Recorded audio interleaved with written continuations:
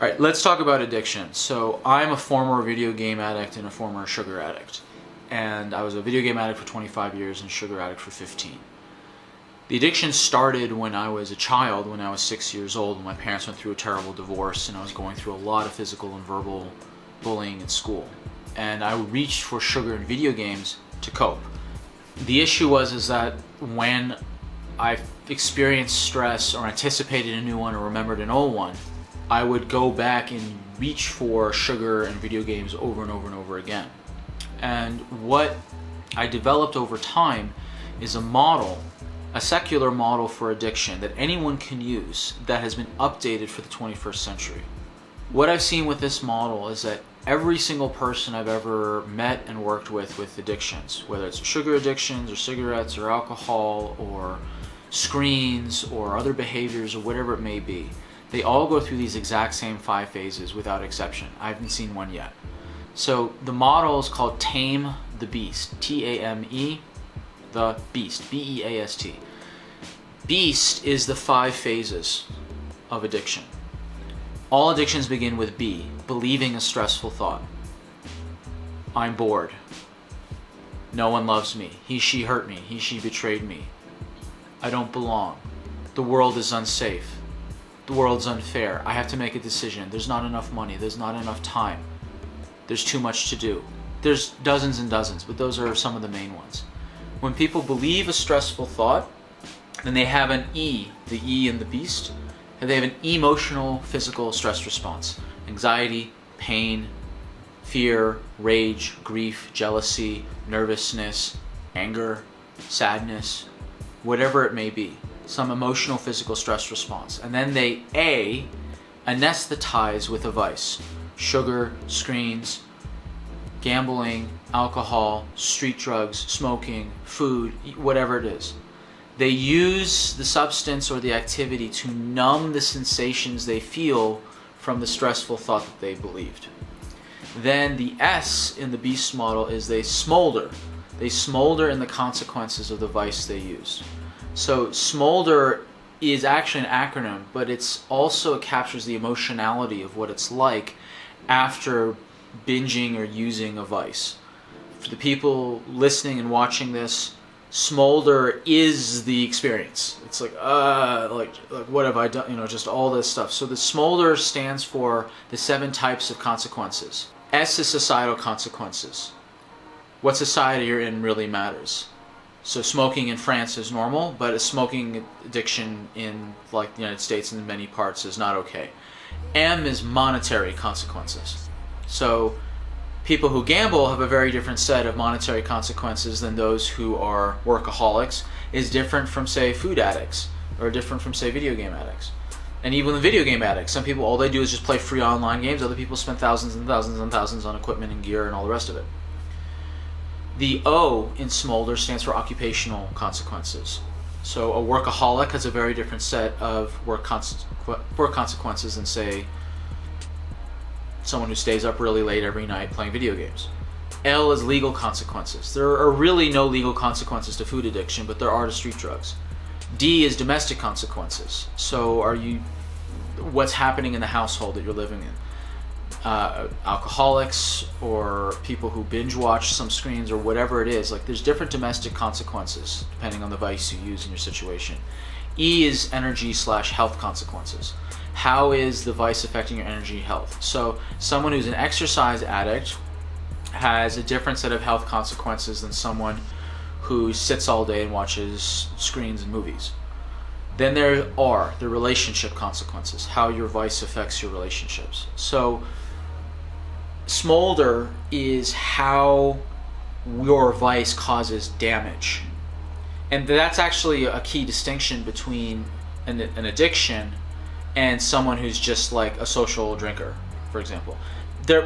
People can drink alcohol and not be addicts. It's when it becomes damaging and they don't stop despite the damage. That's when it's an addictive cycle. T in the beast model is the terrible thoughts about oneself after the smolder. So you believe a stressful thought like, he, she betrayed me. Then I have an emotional, physical stress response of anxiety and anger. Then I numb out with sugar. And then I can't sleep, like my energy / health is compromised because I can't sleep because my blood sugar is all screwed up. And then in the morning I'm like, oh God, I'm so stupid. How could I have wasted a night's sleep? Now on this and that. And if I believe those stressful thoughts, terrible thoughts about myself, then I feel bad, want to numb out, have consequences, have more terrible thoughts. If I believe them, then I feel bad, and round it goes. A very important distinction is the thoughts that initiate the addiction cycle are not the same thoughts that perpetuate it. That's really, really important. A lot of people get fixated on dealing with the I'm a piece of XYZ thoughts, like I'm such a bad person thoughts, the shame thoughts, and they're stuck here in the 5th phase and they don't back up to the root thoughts, which the root stressful thoughts that started the cycle in the first place. So with addiction, there's very specific ways to step out of each phase. Okay? Number 1 is to identify that you're stuck in the cycle. That's the TAME of the Tame the Beast model. TAME. If you catch yourself in the cycle, T stands for take a breath. A is accept you're in the cycle. M is make a decision to exit the cycle. And then E is exit the cycle. How you exit depends on what phase you're stuck in. So the way to exit, there's specific ways for each phase. If you apply the wrong methodology to the wrong phase, you'll get stuck. So each phase is very specific. Each phase begins with an RE word, to deal with the belief of the beast is you resolve the root of addiction, like identifying and questioning your stressful thoughts. So using things like the work of Byron Katie or EMDR or EFT or neuroemotional technique or cognitive behavior therapy or whatever technique works to help you identify and question and resolve those root belief systems. That's what you should go for. And people resonate with different techniques. There's not one specific one. For the emotional physical stress response, that to get out of that, that's about resilience. That's the 10 pillars of health. How do you increase your resilience? You look at your 10 pillars of health. Your brain and hormone system, your bowel and digestion, your body structure, untreated injuries, bad dental work, genetics, your exercise. Are you doing high intensity interval training and walking? If so, are you overdoing your high intensity? You get out of jogging, doing the marathon, stop the marathoning, etc. That'll lower your resilience. You look at your pillar number 5, biotoxins, your toxic exposure. Pillar number 6 is bionutrients. You look at your diet, your nutrition, and all the genetics and functional testing therein. You look at pillar 7 is your breakfast and routines. Do you have a good breakfast? Do you have good routines? Pillar number 8, you look at your bothers or stressors in your world. Pillar number 9 is bugs, hidden infections, and mold exposure. And pillar number 10 is your sleep. So your resilience will determine how emotionally reactive you are to a stressful thought. There's plenty of people who have the same stressful thoughts an addict does, but they're not an addict because they have higher resilience. So how do you build your resilience? Is the 10 pillars of health. The 3rd phase, the anesthetize, where you reach for your vice of choice, that's about reduce, remove, and replace the vice. So you reduce your exposure to the vice. So you look at the people, places, time of day, and circumstance where you're within arm's reach of your vice. Say if it's sugar, is it in the kitchen? Is that one cupboard in the kitchen? Is it in the glove compartment in the car? Is it that little snack bowl of the fridge at work or in or somewhere else in work? Where are you within reach? People. Do you have certain buddies that you like to eat sugar with or go drinking with or go gambling with or whatever it is? You look at the people that are putting you within arm's reach. Places, people, places, time of day. Is it the afternoon? Is it the morning? Is it after meals? Is it before meals? Is it during meals? Is it in the evening? Is it when you wake up? Is it in the middle of the night? What's the time of day that you start craving it? And circumstance. Is it a particular holiday? Is it a particular time of the week? Is it a particular event? Is there something that's triggering it? So you reduce your exposure. You ideally remove the vice from within reach. Or you replace. Replacing is temporarily changing your vice for something less damaging that causes less damage in the smolder categories. But the difference between replacing a vice and cross-addicting is what direction of the cycle you're going. If you're cross-addicting, you trade out, alcohol for exercise, but you're still spinning around, where every time you feel stressed out from believing a stressful thought, you just go, gotta go for a run, gotta go for a run, gotta go for a run. You're still spinning, you've just cross-addicted to something, a different vice that's seemingly less damaging. And it may genuinely be less damaging, but you're still stuck in the addictive cycle. Replacing is different. Replacing is, I will consciously pick a less damaging vice in order to buy time to improve my resilience and deal with my root stressful thoughts. You're going in the other direction. That's the difference between replacing and cross-addicting. It's a very important critical distinction. For the smolder phase, when you're looking at the 7 categories of consequences, societal, monetary, occupational, legal, domestic, energy, / health and relationships, you reverse the damage. You identify what consequences have been rendered, which vary wildly between people depending on the individual person, the circumstance, the type of vice, how much they use the vice, how much the vice affects them, what society they're in. So many variations. That's not a problem, because the very next column is, what is the single smallest, easiest to implement thing you can do that's winnable to start to reverse the damage. You go for the smallest change first, not the biggest, because people are stuck in addictions. They generally don't have the best self-esteem, so you want to build momentum by picking the smallest things first.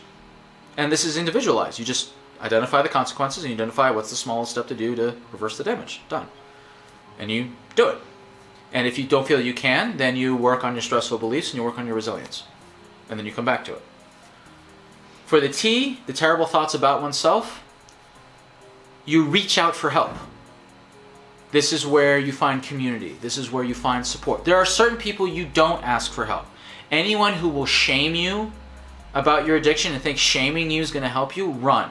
You cannot shame someone out of an addiction. At best, you can temporarily stop them using the vice, but the shame is just compounding more stressful beliefs on them, and eventually they'll crack and they'll start the cycle over again. Just get the people who shame you out of your life. For whatever their source of their shame is, however justified they think it is, whatever thing they're quoting, if they're shaming you, they're not helping you. You need to find people who are supportive. Ideally, other people who are former addicts. I don't like the term recovering addict because it has a stench of permanency around it. People can do their vice again when they've fully recovered. And some people say, once an addict, always an addict. Okay, there's utility in that phrase because it keeps people from potentially slipping back into a binge. There's utility, but it's not accurate, and I can prove it. How many food addicts have recovered from their food addiction yet still eat? All of them. So you can still eat food and not be a former food addict. I'm not saying people who are alcoholics should be, oh sure, I'll just take a sip now that I'm fine. I'm saying it's possible. I'm not saying you should do it, but you can't do this I'm permanently recovering nonsense. It is technically untrue. It is clinically useful for some people just to keep them away from the thing that can send them totally spiraling out of control, but it's not accurate. So reaching out for help. This is finding community, finding support, finding coaches, finding a system to help you with addiction. Other thing I want to talk about is the word addiction itself. Addiction is a very loaded term. People think the word an addict, they think of someone shivering in the corner, vomiting in a bucket with either a needle in their arm or an empty whiskey bottle in their hand. Okay? That's a very small percentage of addicts. It's very, visually gripping. But it's not the vast majority of addicts by far. Really, the term should be replaced by the term cannibalism. And that's not my term. That's a term from two brilliant interventionists called Wainwright and Pognanovich from the UK, who wrote a book, It's Not Okay to Be a Cannibal. They talk about it in terms of cannibalism because, one, it's more accurate a term. Addiction cannibalizes yourself and the environment and people around you. That's how you know it's a real addiction, because it's destroying you and the environment around you and the people around you. If you say addict, so many people, I'm not an addict, no I'm not, but they're destroying everything around them. But if you frame it in terms of cannibalism, like, is this behavior causing destruction? Is this consuming things? It makes much more sense. Additionally, ironically, it's actually more optimistic to say it's cannibalism as opposed to addiction, because we got rid of cannibalism around the world. So if we can say that about addiction, there's more optimism in it, strangely enough. I also think it's way more accurate, because cannibalism is about the behavior, not some deep moral flaw. Unfortunately, a lot of circles in the addiction space think using the vice is a moral failing, or that you have to shame them out of it, or whatever. And I don't think that's healthy or useful.